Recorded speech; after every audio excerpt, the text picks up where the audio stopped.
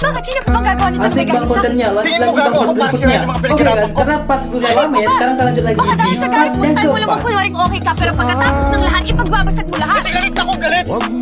Pero wala akong rason para sirain yung mga pinaghirapan ko. Dahil gusto ko na matapos tong legend proyekto to para hindi na kita makita. Huwag kang mag-alala, Inigo. Pagkatapos ng lahat na to, hindi mo na ako makikita. Malaya na kayo magpakasaya ni Roxanne. At malaya na rin kayo magpakasaya ni Kuya. Hindi kami ng kuya mo. Hindi ba ngayon? Pero malapit na! At ikaw, nakamupon ka na kay Roxanne. Ano naman sa'yo yun? Wala ka nang pakialam doon. Talaga?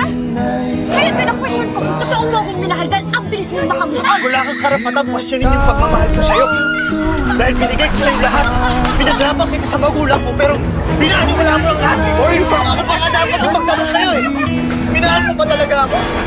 Pasensya ka na, wala akong kotse ng mga panahon tayo.